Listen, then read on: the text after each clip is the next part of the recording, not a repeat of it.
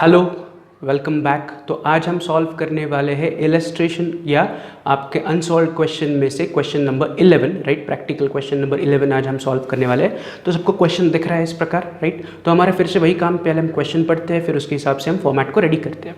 तो क्वेश्चन में क्या कहा उन्होंने, तो क्वेश्चन में वो कह रहे हैं from the following balance sheet and receipt and payment account of new English school Barshi prepare income and expenditure account for the year ended 31st March 2020 and balance sheet as on that date। तो उन्होंने कहा है कि ये जो school है इसका नाम है न्यू इंग्लिश स्कूल, ये बार्शी में है। इन्होंने एज अ क्वेश्चन आपको बैलेंस शीट दिया हुआ है एंड बैलेंस शीट के साथ साथ उन्होंने आपको रिसिप्ट एंड पेमेंट अकाउंट दिया हुआ है। तो क्वेश्चन पूछने का तरीका इस बार थोड़ा सा चेंज हो गया। इससे पहले हमने जितने भी क्वेश्चंस किए थे नॉर्मली आपको रिसिप्ट एंड पेमेंट अकाउंट दिया जाता था और नीचे एडिशनल इन्फॉर्मेशन दी जाती थी, राइट। तो एडिशनल इन्फॉर्मेशन लाइक एडजस्टमेंट्स 1 2 3 दिया जाता था, या जो कल हमने सम सॉल्व किया जिसमें टेबल था तो टेबल की तरह दिया जाता है, राइट। तो क्वेश्चन किसी भी प्रकार हो, आपको करना क्या है, आपको income and expenditure account and balance sheet बनाना है, राइट। अब जो क्वेश्चन में दिया हुआ बैलेंस शीट है उसका अगर आप डेट देखोगे तो वो बैलेंस शीट एज ऑन 1 अप्रैल 2019 है, यानी कि वो साल के शुरुआत वाली बैलेंस शीट है।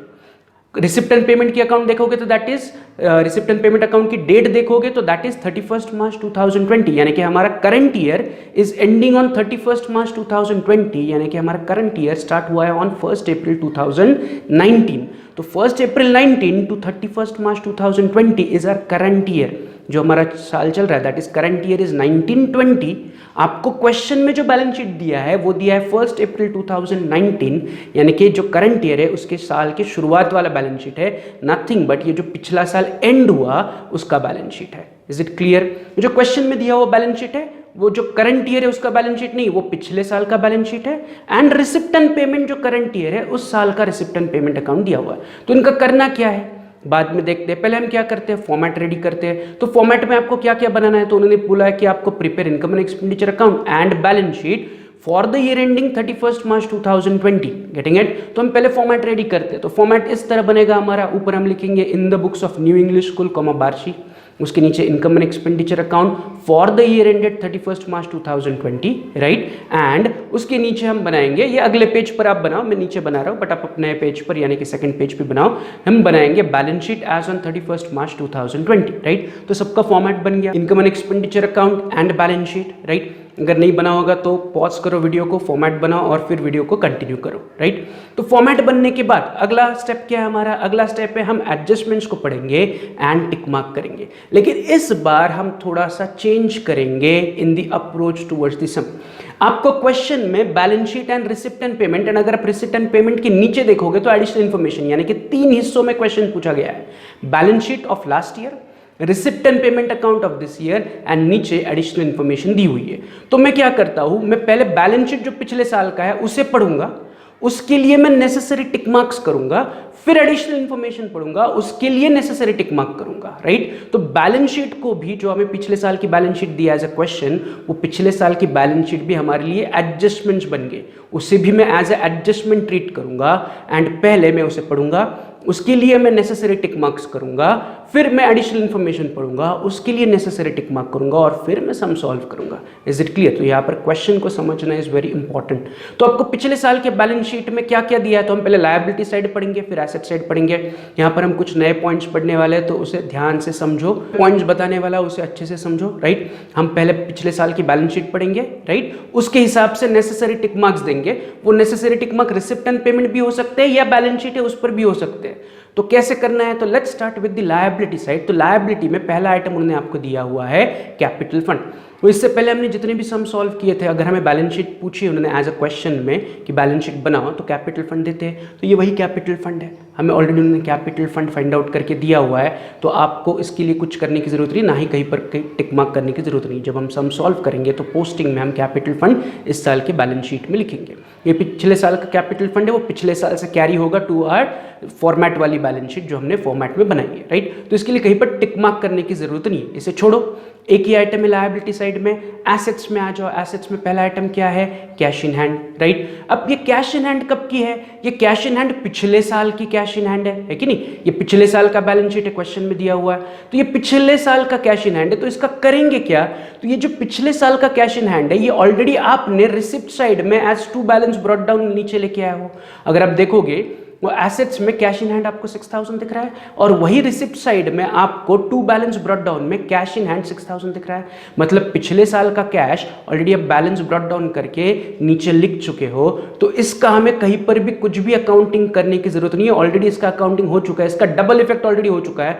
अगर आप इससे अकाउंटिंग में लोगे तो 3 इफेक्ट बन जाएंगे। इसलिए हमने इससे पहले जितने भी सम सॉल्व किए थे उसमें हम टू बैलेंस ब्रॉट डाउन हमेशा इग्नोर करते थे, तो उसी प्रकार टू बैलेंस ब्रॉट डाउन में कैश इन हैंड है, उसे इग्नोर करो, यानी कि उस पर क्या कर दो, क्रॉस मार दो, एक लाइन मार दो कि इसे हमें इग्नोर करना है। इसके साथ साथ बैलेंस शीट में जो कैश इन हैंड है उस पर भी एरो कर दो या इसके ऊपर क्रॉस कर दो कि ये दोनों कैंसिल आउट हो गए।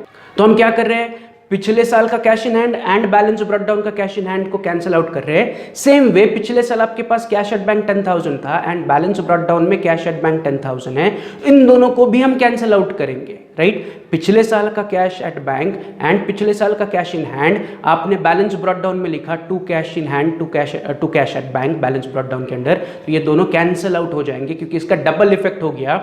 अगर हम इसे फिर से रिकॉर्ड करेंगे तो वो तीसरा इफेक्ट हो जाएगा, तो हमें इसे रिकॉर्ड करने की जरूरत नहीं है। या इससे पहले मैंने आपको हर एक सम में कहा है कि बैलेंस ब्रॉट डाउन को हमेशा इग्नोर करो, तो मैं बैलेंस ब्रॉट डाउन को इग्नोर कर रहा हूं, लेकिन इसके ऑपोजिट पिछले साल के बैलेंस शीट में जो कैश इन हैंड है एंड कैश एट बैंक है उनको भी मैं इग्नोर कर रहा हूं, उनको मैं कैंसिल आउट कर रहा हूं। Is it clear? तो आगे बढ़ते हैं। नेक्स्ट आइटम क्या दिया आपको पिछले साल के एसेट्स में, दैट इज बिल्डिंग, राइट। तो building is our fixed assets, हमने फाइनल अकाउंट्स में सीखा हुआ, building is what are fixed assets. तो जो फिक्स्ड एसेट्स पिछले साल की बची हुई, तो वो पिछले साल से हम क्या करेंगे, इस साल नए बैलेंस शीट में उसे कैरी करेंगे, तो उसके लिए टिक मार्क करने की जरूरत नहीं है। लेकिन हम हमेशा क्रॉस चेक करेंगे, जब भी कोई फिक्स्ड एसेट्स हमें एसेट्स में दिखेगा तो हम क्रॉस चेक करेंगे कि जो आपका रिसिप्ट एंड पेमेंट अकाउंट है, इस रिसिप्ट एंड पेमेंट अकाउंट में कोई बिल्डिंग की एंट्री है क्या। लाइक इस साल आपने कोई नई बिल्डिंग खरीदी होगी या आपने पुरानी बिल्डिंग बेची होगी, तो रिसिप्ट एंड पेमेंट में इज देयर एनी बिल्डिंग की एंट्री, that you have to check. तो मैं अगर रिसिप्ट साइड में देखूंगा तो कहीं पर मुझे बिल्डिंग की एंट्री नहीं दिख रही है, राइट। पेमेंट साइड में भी चेक करो कि आपको कहीं पर बिल्डिंग दिख रहा है क्या, द आंसर इज नो। ना रिसिप्ट साइड में कोई बिल्डिंग की नई एंट्री है, ना पेमेंट साइड में बिल्डिंग की कोई नई एंट्री है, राइट। मतलब आपको बिल्डिंग के लिए कहीं पर भी कोई भी टिक मार्क करने की जरूरत नहीं है। आगे बढ़ते हैं। बिल्डिंग के बाद अगला आइटम है फर्नीचर, राइट। तो furniture is again our fixed assets. तो ये फर्नीचर पिछले साल का फिक्स्ड एसेट्स हम कैरी करेंगे to the new year, right. तो वो कैसे कैरी होगा हम सम सॉल्व करते हुए देखते हैं। अभी करना क्या है, तो हमें यहाँ पर एसेट्स में फर्नीचर दिख रहा है, पिछले साल के बैलेंस शीट में हमें एसेट्स में फर्नीचर दिख रहा है। अब again you have to check कि रिसिप्ट एंड पेमेंट में कोई फर्नीचर की एंट्री आपको दिख रही है क्या। तो अगर मैं पेमेंट साइड में देखूंगा तो मुझे नीचे बाय फर्नीचर की एंट्री दिख रही है। सबको दिख रही है क्या पेमेंट साइड में बाय फर्नीचर? तो इसका मतलब है इस साल आपने नया फर्नीचर भी परचेज किया हुआ है। मतलब जो बैलेंस शीट में है दैट इज पुराना फर्नीचर जो पिछले साल का बचा हुआ है, एंड इस साल के पेमेंट में जो फर्नीचर की एंट्री है that is nothing but new furniture, कि आपने इस साल कुछ नया फर्नीचर खरीदी किया। तो आपको करना क्या पड़ेगा, ये जो नया फर्नीचर है ये पुराने फर्नीचर में आपको ऐड करना पड़ेगा। क्या करना पड़ेगा आपको, ये जो नया फर्नीचर है जो पेमेंट में आपको दिख रहा है, this is a new furniture for us, ये मैंने इस साल परचेस किया है, इसे मुझे पिछले साल के फर्नीचर में ऐड करना पड़ेगा। तो मैं क्या करूंगा, पिछले साल के फर्नीचर पे मैं टिक मार्क करूंगा। तो put a tick mark on furniture, balance sheet वाले फर्नीचर पे पुट अ टिक मार्क, राइट। आगे बढ़ते हैं। फर्नीचर के बाद library books. Again library books is also our fixed assets, right. Books is always considered as fixed asset, getting it. तो बुक्स हमारे लिए फिक्स्ड एसेट्स बनेगी हमेशा। फिर से हमें वही चेक करना है कि बुक्स के लिए रिसिप्ट एंड पेमेंट में कोई एंट्री दिख रही है क्या। तो रिसिप्ट साइड में बुक्स की कोई एंट्री है क्या, 2 बुक्स, नहीं। बट अगर मैं पेमेंट साइड में देख रहा हूं तो पेमेंट में मुझे दूसरा आइटम दिख रहा है बाय लाइब्रेरी बुक्स। सबको पेमेंट में दिख रहा है क्या बाय लाइब्रेरी बुक्स। तो इसका सिंपल मतलब वही है कि इस साल आपने नए लाइब्रेरी बुक्स परचेस किए। कितने के परचेस किए, 14,000। अगर आप बैलेंस शीट में देखोगे तो ऑलरेडी लाइब्रेरी बुक्स कितने के हैं, 45,000 के। तो पिछले साल आपके पास 45,000 के बुक्स बचे थे जो बैलेंस शीट में दिख रहा है, और इस साल आपने 14,000 के और नए बुक्स परचेस किए। तो इसके लिए मैं टिक मार्क कहां पर करूंगा, मैं पिछले साल के बुक्स पर टिक मार्क करूंगा कि जो मैंने इस साल परचेस किए वो बुक्स है वो मुझे पिछले साल के बुक्स में क्या करने पड़ेंगे, ऐड करने पड़ेंगे। तो मैं पिछले साल के लाइब्रेरी बुक्स पे 45,000 पे एक टिक मार्क करूंगा, राइट। तो मैंने एक फर्नीचर पे टिक मार्क किया फॉर फर्नीचर परचेस, मैंने एक लाइब्रेरी बुक्स पे टिक मार्क किया for the new library books, right. Same way assets में अगला आइटम इज कंप्यूटर लैबोरेटरी। तो पिछले साल आपके पास कंप्यूटर लैबोरेटरी बची थी 60,000 रुपए की। अगेन चेक करो रिसिप्ट एंड पेमेंट में क्या कोई नई कंप्यूटर लैबोरेटरी आपने इस साल खरीदी, या कंप्यूटर के लिए आपने कोई नया खर्चा किया या नया कंप्यूटर खरीदा। तो रिसिप्ट साइड में मुझे तो कुछ नहीं दिख रहा है, पेमेंट साइड में भी कुछ नहीं दिख रहा है, मतलब देयर इज नथिंग आइटम और there is no adjustment on computer laboratory, right. तो there is no need of a tick mark. तो मैंने क्या किया, मैंने पिछले साल के बैलेंस शीट्स के आइटम पढ़े, राइट। फिर मैंने उसे कंपेयर किया मेरे रिसिप्ट एंड पेमेंट के साथ कि रिसिप्ट एंड पेमेंट में पिछले साल के कोई आइटम पर एडजस्टमेंट है क्या। जिन पर एडजस्टमेंट थी, लाइक फॉर एग्जांपल फर्नीचर, यहाँ पर हमें दिख रहा है 72,000 एंड पेमेंट में भी दिख रहा है फर्नीचर 72,000, तो पिछले साल के फर्नीचर पे मैंने टिक मार्क किया। फिर मुझे लाइब्रेरी बुक्स बैलेंस शीट में दिख रही है 45,000 एंड पेमेंट में दिख रहा है मुझे लाइब्रेरी बुक्स 14,000, तो मैंने पिछले साल के लाइब्रेरी बुक्स पे टिक मार्क किया। यहाँ तक क्लियर है। अब हम क्या करेंगे, अब हम रिसिप्ट एंड पेमेंट को फिर से पढ़ेंगे, राइट, थोड़ा सा डिस्कशन करेंगे। अब हेंसफोर्थ जब भी आपको ऐसा क्वेश्चन दिया जाएगा balance sheet, receipt and payment और नीचे एडिशनल इन्फॉर्मेशन, तो पहले मैंने बैलेंस शीट पढ़ा, फिर अब मैं रिसिप्ट एंड पेमेंट पढ़ूंगा और फिर मैं एडजस्टमेंट्स पढ़ के टिक मार्क करूंगा। Is it clear. अब मैं रिसिप्ट एंड पेमेंट को पढ़ूंगा, starting with the receipt side. पढ़ना is very important. Question solve करना जितना इंपॉर्टेंट है उतना ही इंपॉर्टेंट क्वेश्चन को पढ़ के समझना। अगर क्वेश्चन ही समझ में नहीं आया तो क्वेश्चन सॉल्व ही नहीं हो पाएगा आपसे। Is it clear. तो अब मैं क्या करूंगा, मैं रिसिप्ट एंड पेमेंट की रिसिप्ट साइड पढ़ूंगा, एक एक करके आइटम्स पढ़ते हैं। बस हम रिसिप्ट साइड पढ़ते वक्त इतना ही सोचेंगे कि जो रिसिप्ट साइड का आइटम है, इज इट माई इनकम और is it my liability, right. तो रिसिप्ट्स में पहला आइटम दिया बैलेंस ब्रॉट डाउन, जिसको ऑलरेडी हम कैंसिल आउट कर चुके हैं कि कैंसिल आउट मतलब बैलेंस ब्रॉट डाउन हमेशा इग्नोर करना है। इस बार हमें पता चला कि balance brought down is nothing but जो पिछले साल के बैलेंस शीट में cash in and cash at bank बचा है वही हम ब्रॉट डाउन कर रहे हैं। तो ये डबल इफेक्ट है, इसलिए मैंने उसको कैंसिल आउट कर लिया।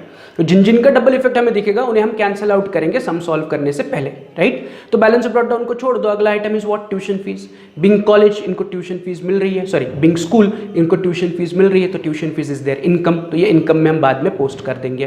ट्यूशन फीस के बाद अगला है टर्म फीस, तो फिर से टर्म फीस कॉलेज का इनकम है, ये स्कूल का इनकम है, तो ये इनकम में जाएगा। नेक्स्ट इज एडमिशन फीस, तो ये भी इनकम है हमारे लिए, है कि नहीं। एडमिशन फीस के बाद अगला आइटम है डोनेशन, ब्रैकेट में उन्होंने कहा है कैपिटल, नथिंग बट हमें डोनेशन को कैपिटलाइज करना है। अब ये खुद कह रहे हैं कि डोनेशन ब्रैकेट में कैपिटल यानी कि डोनेशन को हमें कैपिटलाइज करना है कंपल्सरी, राइट। तो डोनेशन को हम कैपिटलाइज करेंगे, सम सॉल्व करते हैं, अभी हम जस्ट डिस्कशन कर रहे हैं। Next is interest received, interest मिला, तो इंटरेस्ट अगर मिल रहा है तो दैट इज माय इनकम, तो ये जाएगा इनकम में। उसके बाद है गवर्नमेंट ग्रांट, ब्रैकेट में दिया है रेवेन्यू, तो receipts which is revenue is nothing but income, revenue receipts are nothing but income. Revenue मतलब वो आपको हमेशा या बार बार मिलता जाएगा, तो जो आइटम आपको बार बार मिलेगा उसे हम रेवेन्यू कहते हैं। And revenue receipts is nothing but our income, तो उसे हम बाद में इनकम में पोस्ट करेंगे, right. And last item on the receipt side is sundry receipts, right. तो सन्ड्री रिसिप्ट्स भी हमारे लिए क्या बनेगा, इनकम बनेगा, इसे भी हम इनकम में बाद में पोस्ट करेंगे। अब हम चलते हैं on the receipts and payment के पेमेंट साइड में, एक एक करके आइटम पढ़ते हैं।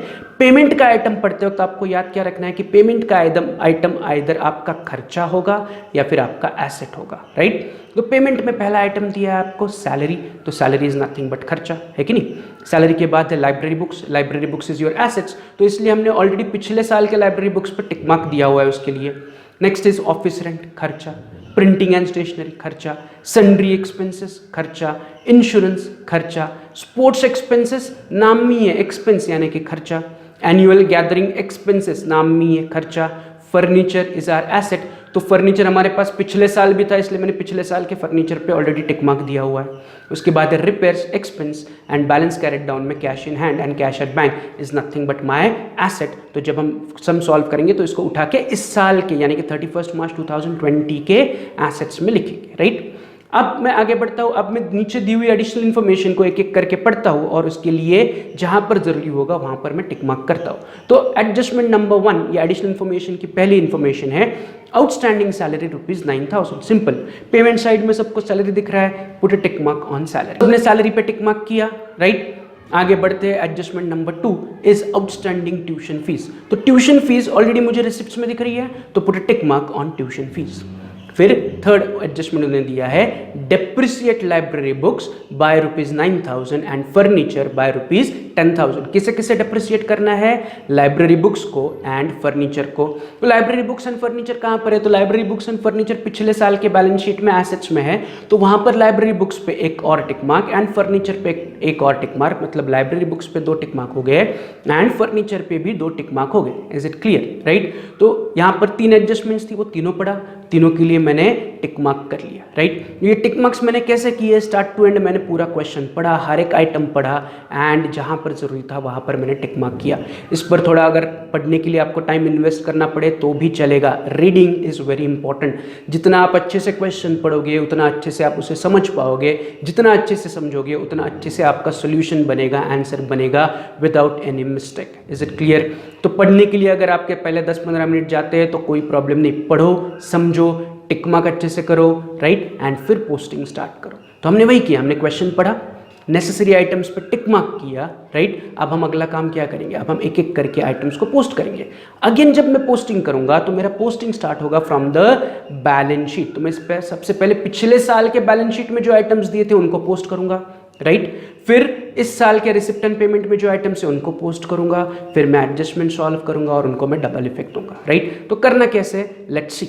तो मैं शुरुआत करूंगा पोस्टिंग की from last year balance sheet. Last year के बैलेंस शीट के लायबिलिटीज को पहले पोस्ट करूंगा, फिर एसेट्स को पोस्ट करूंगा, फिर मैं रिसिप्ट्स को पोस्ट करूंगा, फिर मैं पेमेंट्स को पोस्ट करूंगा। तो एक एक करके हम पोस्टिंग स्टार्ट करते हैं। तो पोस्टिंग की शुरुआत में करूंगा पिछले साल की बैलेंस शीट। अगेन इसके बाद जब भी हम सॉल्व करेंगे, या मैंने इससे पहले वाले सम्स में भी कहा था कि हम सम की शुरुआत, एनपीसी के सम की शुरुआत करेंगे कि पिछले साल मेरे पास क्या क्या बैलेंस था उससे। इस बार तो आपको डायरेक्टली बैलेंस शीट ही दी है, इसमें कहा है कि आपके पास क्या क्या आइटम बाकी है, गेटिंग इट और नॉट। तो मैं उनसे शुरुआत करूंगा। तो बैलेंस शीट के लायबिलिटी में पहला आइटम उन्होंने आपको दिया है कैपिटल फंड। कैपिटल फंड कहाँ जाता है, तो कैपिटल फंड जाता है ऑन द लायबिलिटी साइड। तो कैपिटल फंड को उठा के मैं इस साल के बैलेंस शीट के लायबिलिटी में लिखूंगा इनर कॉलम में कितना कैपिटल फंड दिया उन्होंने, 6,43,000, राइट। तो लायबिलिटी में एक ही आइटम था। अब मैं चलता हूँ ऑन द एसेट साइड। तो एसेट्स में पहला आइटम क्या दिया है उन्होंने, कैश इन हैंड। दूसरा आइटम दिया कैश एट बैंक, जिनको हमने कैंसिल कर दिया है, यानी कि इसको हमें हाथ नहीं लगाना है, उसको छोड़ो। अगले आइटम पे आ जाओ। अगला आइटम क्या है, बिल्डिंग।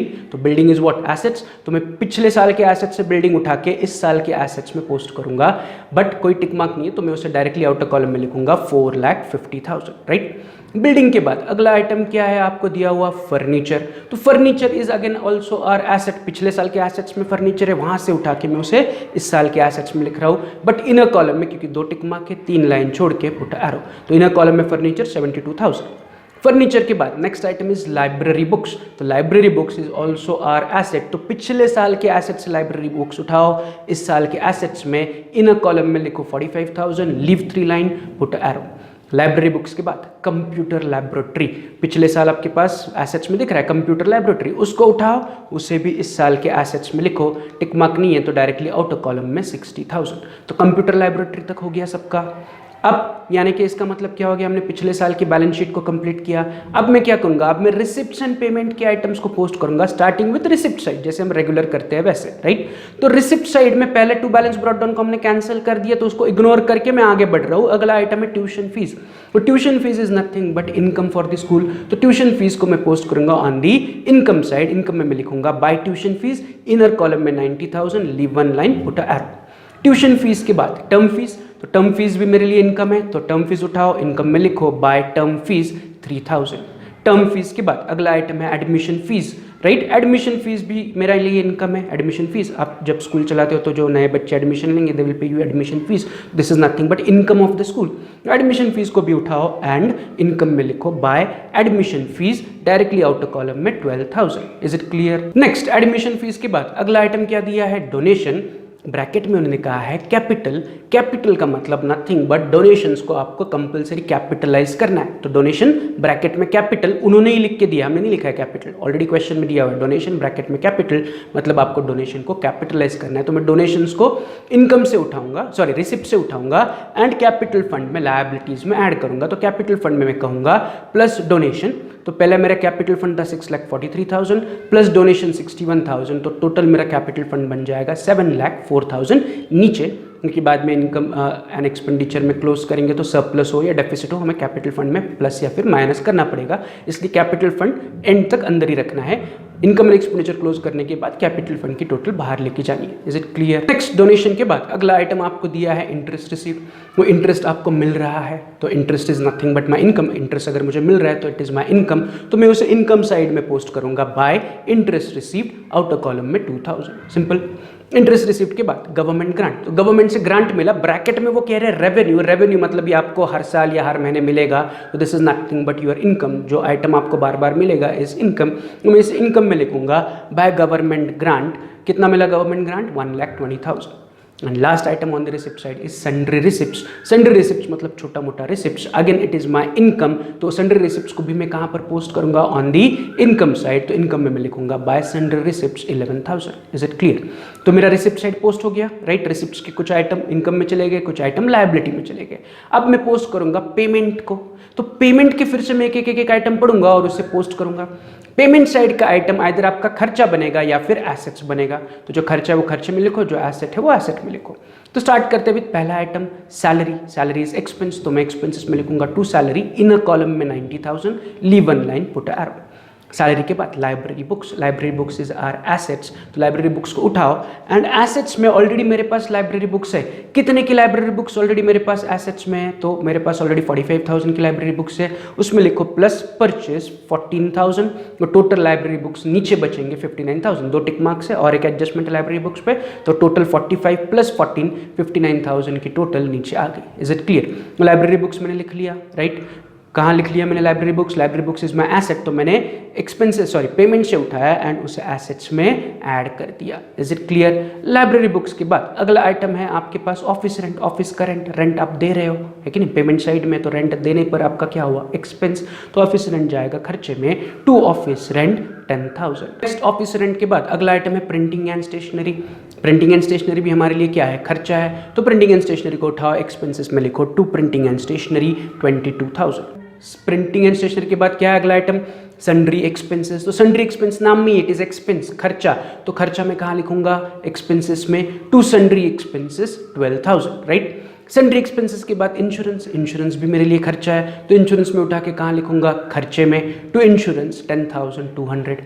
इंश्योरेंस के बाद स्पोर्ट्स एक्सपेंसेस, नाम में ही है स्पोर्ट्स एक्सपेंस, खर्चा, तो स्पोर्ट्स एक्सपेंसेस को उठाओ, एक्सपेंसेस में लिखो to sports expenses 8,000।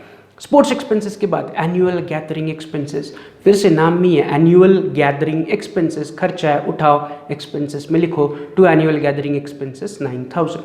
Next is furniture. Furniture is our asset, तो मैं फर्नीचर को उठाऊंगा और बैलेंस शीट में ऑलरेडी मेरे पास फर्नीचर पहले से ही है। कितने का फर्नीचर है मेरे पास? 72,000, उसमें मैं लिखूंगा प्लस परचेस 50,000, तो 72 प्लस 50,000 मेरा टोटल फर्नीचर बन जाएगा 1,22,000। पुराना फर्नीचर 72 प्लस नया फर्नीचर 50,000, तो टोटल फर्नीचर मेरा बना 1,22,000। Is it clear? उसकी टोटल इन कॉलम में लिखनी, क्योंकि और एक एडजस्टमेंट है। फर्नीचर के बाद अगला आइटम क्या है? Repairs. Repairs is nothing but our expense, repairs के लिए हमें बार बार खर्चे करने पड़ते हैं, तो रिपेयर्स को मैं उठाऊंगा और खर्चे में लिखूंगा टू रिपेयर्स 15,000। रिपेयर्स के बाद अगला item balance carried down. Balance carried down के अंदर cash in hand and cash at bank, nothing but cash in hand cash at bank ये साल के एंड वाला कैरिड डाउन, यानी कि जो साल के एंड में कैश बची और जो साल के एंड में बैंक में पैसे बचे, ये वो है। तो साल के एंड वाला कैश और साल के एंड वाला बैंक बैलेंस में उठाऊंगा और एसेट साइड में पोस्ट करूंगा, तो एसेट्स में मैं लिखूंगा cash in hand 4,800 and cash at bank 70,000। कुछ चीज़ें आप याद कर सकते हो कि cash in hand cash at bank साल के एंड वाला हमेशा एसेट में जाएगा, साल की शुरुआत वाला ओपनिंग बैलेंस कहीं नहीं जाएगा। ओपनिंग बैलेंस को हम ईच एंड एवरी क्वेश्चन, कोई भी क्वेश्चन हो किसी भी प्रकार पूछा जाए, टू बैलेंस ब्रॉट डाउन यानी कि opening cash in and cash at bank को हमेशा इग्नोर करना है, एंड जो क्लोजिंग है यानी कि जो अभी हमें दिख रहा है बाय बैलेंस कैरिड डाउन, इनको हमेशा उठा के एसेट्स में ही लिखना है। Is it clear? यहाँ पर हमारा रिसिप्ट एंड पेमेंट का भी पोस्टिंग कंप्लीट हुआ। अब मैं जो दिए हुए 3 एडजस्टमेंट है उन्हें एक एक करके सॉल्व करूंगा, राइट। हर एक एडजस्टमेंट को डबल इफेक्ट दूंगा और फिर मैं एक एक करके बुक्स ऑफ अकाउंट्स को क्लोज करूंगा। Is it clear? आपको पहला एडजस्टमेंट क्या दिया हुआ है? Outstanding salary of rupees 9,000।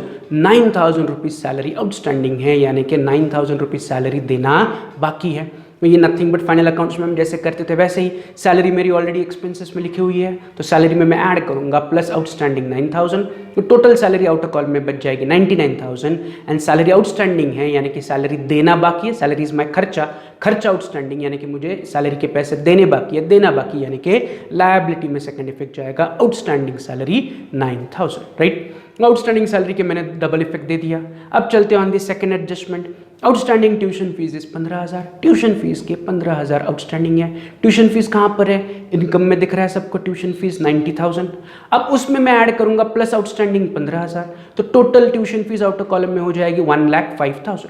क्यों ऐड किया? 90,000 ट्यूशन फीस मुझे ऑलरेडी मिल चुके हैं, 15,000 ट्यूशन फीस मुझे मिलना बाकी है, आना बाकी है, तो मैंने उसमें ऐड कर दिया प्लस आउटस्टैंडिंग ट्यूशन फीस 15,000, तो टोटल ट्यूशन फीस मेरे आउटर कॉलम में हो गया 1,05,000, राइट। अब आगे क्या करूंगा मैं इसका, तो ट्यूशन फीस मेरा इनकम है, इनकम आउटस्टैंडिंग का मतलब क्या है कि मुझे ट्यूशन फीस के पैसे आने बाकी है, सैलरी खर्चा है, ट्यूशन फीस इनकम है, दोनों एक दूसरे के ऑपोजिट है कि नहीं। सैलरी आउटस्टैंडिंग यानी कि वो मेरे लिए लायबिलिटी है, ट्यूशन फीस आउटस्टैंडिंग यानी कि मेरे लिए वो एसेट है, क्योंकि tuition fees is my income, tuition fees income outstanding यानी कि एसेट, यानी कि ट्यूशन फीस आना बाकी है, आना बाकी यानी कि एसेट। तो ट्यूशन फीस आउटस्टैंडिंग का सेकंड इफेक्ट में दूंगा on the asset side, assets में लिखूंगा आउटस्टैंडिंग ट्यूशन फीस 15,000, राइट। तो ट्यूशन फीस आउटस्टैंडिंग तक क्लियर है सबको, पहला एडजस्टमेंट सैलरी आउटस्टैंडिंग था, दूसरा ट्यूशन फीस आउटस्टैंडिंग था। अब चलते तीसरे एडजस्टमेंट पर जो उन्होंने दी है, depreciate library books 9,000 and furniture bye 10,000। Very simple straight forward adjustment, furniture को डेप्रिसिएट करना है एंड लाइब्रेरी बुक्स को डेप्रिसिएट करना है। सबसे पहले लाइब्रेरी बुक्स को डेप्रिसिएट करते हैं,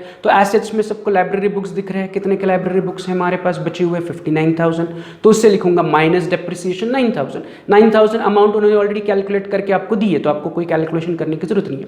59 माइनस 9 बाहर बचे 50,000 की बुक्स, राइट। एंड सेकेंड आपको डेप्रिसिएट करना है फर्नीचर को, तो सेम वे में फर्नीचर से माइनस कर दूंगा, माइनस डेप्रिसिएशन 10,000, तो बाहर मेरा फर्नीचर बचेगा 1,12,000। Is it clear? तो मैंने लाइब्रेरी बुक्स को डेप्रिसिएट किया, मैंने फर्नीचर को डेप्रिसिएट किया। अब डेप्रिसिएशन का सेकंड इफेक्ट कहाँ जाएगा? एज यूजुअल एक्सपेंसेस में, तो एक्सपेंसेस में मैं लिखूंगा टू डेप्रिसिएशन, अंडरलाइन करके library books and furniture. Library books का डेप्रिसिएशन 9,000, फर्नीचर का डेप्रिसिएशन 10,000, दोनों मिला के 19,000 to the outer col, right. तो डेप्रिसिएशन का डबल इफेक्ट हो गया सबका। आगे बढ़ते हैं, अब यहाँ पर आगे बढ़ते हैं मतलब क्या कि यहाँ पर तीन ही एडजस्टमेंट्स थी, तीन ही एडजस्टमेंट्स को हमने सॉल्व किया, डबल इफेक्ट दे दिया, तो अब हम क्या करेंगे? इनकम एंड एक्सपेंडिचर क्लोज करेंगे, राइट।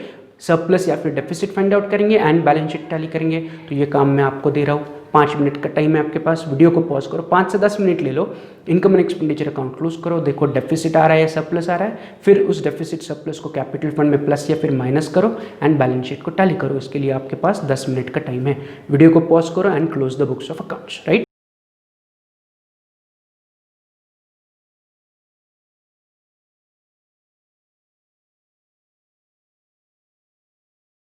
चलो, तो सबने अपने बुक्स ऑफ अकाउंट्स क्लोज किए, तो बुक्स ऑफ अकाउंट्स क्लोज करते वक्त सबसे पहले मैं income and expenditure account close करूंगा। कैसे? इनकम की टोटल पहले लूंगा, फिर एक्सपेंसेस की टोटल लूंगा। तो इनकम की मेरी टोटल आ रही है 2,53,000, राइट, एंड एक्सपेंसेस साइड की टोटल आ रही है 2,04,200। तो कौन सा साइड बड़ा आ रहा है यहाँ पर? इनकम साइड 2,53,000 आ रहा है, तो मैं दोनों तरफ टोटल में 2,53,000 2,253 लिखूंगा, right, and I will calculate the difference 2,53,000 minus 2,04,200, right. Income side बड़ा है, माइनस एक्सपेंसेस साइड छोटा है, तो इनकम माइनस एक्सपेंडिचर या इनकम की टोटल माइनस एक्सपेंडिचर की टोटल मेरा डिफरेंस आ रहा है 48,800। उस डिफरेंस को उठाऊंगा और मैं एक्सपेंसेस में लिखूंगा as my balancing figure and उससे कहूंगा मैं as usual surplus. Why surplus? क्योंकि इनकम साइड बड़ा है, इनकम साइड बड़ा है मतलब फायदा है, फायदा यानी कि नथिंग बट सरप्लस। तो मेरा सरप्लस कितना आ रहा है? 48,800। उसे मैंने लिखा टू सरप्लस ब्रैकेट में excess of income over expenditure. अब उस सरप्लस को उठाओ एंड कैपिटल फंड में ऐड करो, तो कैपिटल फंड में मैं लिखूंगा प्लस सरप्लस 48,800। तो पहले का कैपिटल फंड बचा था 7,04,000 प्लस 48,800, टोटल बाहर आ जाएगा 7,52,800। तो सबका कैपिटल फंड का टोटल बाहर आ रहा है क्या? 7,52,800। अब सिंपली क्या करोगे? बैलेंस शीट टैली करोगे। तो बैलेंस शीट टैली करने के लिए लायबिलिटीज की टोटल करो, एसेट्स की टोटल करो। तो अगर मैं एसेट्स की टोटल करूंगा तो वो आ रही है 7,61,800 एंड लायबिलिटीज की टोटल भी आनी चाहिए 7,61,800, राइट। तो ये final answer, balance sheet should tally at 7,61,800। तो यहाँ पर हमारा बैलेंस शीट टैली हुआ, यानी कि हमारा पर क्वेश्चन नंबर 11 भी कंप्लीट हुआ, राइट। इसमें नया क्या था? तो क्वेश्चन में आपको पिछले साल की बैलेंस शीट दी थी, यही नया था। तो हमने क्या किया? उस बैलेंस शीट को पहले एज एडजस्टमेंट की तरह पढ़ा, नेसेसरी आइटम पे टिक मार्क किया, फिर शुरुआत उसी बैलेंस शीट के आइटम्स को पोस्ट करने के साथ की, फिर रेगुलर रिसिप्टेंट पेमेंट के आइटम को पोस्ट किया, फिर एडजस्टमेंट सॉल्व किया, और फिर जैसे हम इनकम एंड एक्सपेंडिचर अकाउंट हमेशा क्लोज करते हैं वैसे क्लोज किया एंड बैलेंस शीट टैली कर दी, राइट। तो यहाँ पर हमारा क्वेश्चन नंबर 11 कंप्लीट हुआ। कल हम सॉल्व करेंगे क्वेश्चन नंबर 12, राइट। अब आपका होमवर्क क्या है? आपका आज का होमवर्क 2 है। एक, क्वेश्चन 11 को फिर से आपको 1 से 2 बार फिर से रिसॉल्व करना है, राइट, एंड क्वेश्चन नंबर 12 यानी कि इसके अगला वाला क्वेश्चन अनसॉल्व्ड एग्जांपल नंबर 12 के लिए आपको फॉर्मेट बना के रखना है। तो resolve the current question and अगले क्वेश्चन के लिए फॉर्मेट बना के रखो, राइट। तो आज हम यही रुक रहे हैं, कल मिलते हैं, कल हम सॉल्व करेंगे एग्जाम्पल नंबर 12। उस एग्जाम्पल नंबर 12 में कुछ नया सीखने वाले हैं हम। क्या नया सीखने वाले हैं? तो क्वेश्चन नंबर 12 में they have not given you the capital fund का वैल्यू, तो कल के क्वेश्चन में हम वही सीखने वाले हैं कि how to find capital fund अगर क्वेश्चन में नहीं दिया।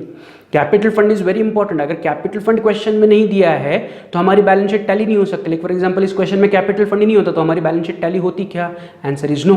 Capital fund is very important. If capital fund वो हम कल के क्वेश्चन में देखेंगे। Is it clear? तो आज हम यही रुक रहे हैं, कल मिलते हैं, कल हम सॉल्व करेंगे question number 12 with the new concept that is how to find capital fund, right? तो आज के लिए इतना ही, कल मिलते हैं। See you tomorrow, have a good day, bye.